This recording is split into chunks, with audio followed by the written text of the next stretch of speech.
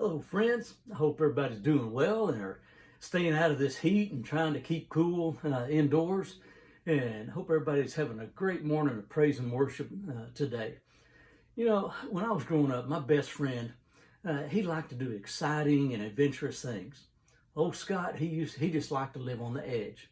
He loved spending time in the woods and hiking places that we'd never been before. And at one time, we even went rock climbing on the bluffs down at Lake Belton without a rope and in the wintertime. Now, that wasn't very smart. But the biggest adventure that we ever went on. Now, Scott, got to give you a little background. Scott was an Eagle Scout. And Scouts, you know, their motto was be prepared.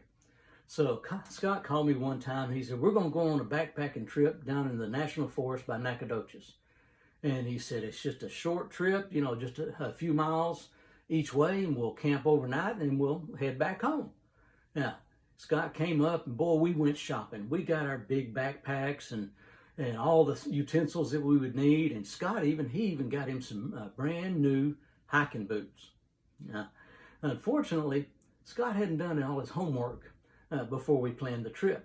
And instead of just a few miles round trip, it turned out that it was 20 miles one way. And then you had to come back to where you were. Well, we decided to go ahead and go anyhow, just to extend our trip out a few days. Well, we got about 3/4 of the way across that first day, and we stopped to camp. Then we found out we had a big problem. Remember those new shoes that Scott bought? Yeah, he regretted that decision. He had blisters all over his feet. I mean, all the way up and down. They were huge. Next day, he couldn't even hardly stand up, let alone walk. Well, eventually we made it the rest of the way and went to a farmhouse and called some friends to come pick us up. But if we'd planned better for that trip before we went, we might not have had all those problems. Or at least we would have been more prepared and not had any blisters. But we should have read up on the trail before we went so we would know what to expect. Well, as we go through our crazy life, we've got to be prepared too. We've got instructions to guide us through our lives. We've got God's Word to lead us and instruct us on the journey of our life. Unfortunately, we don't always use it like we should. I know I don't.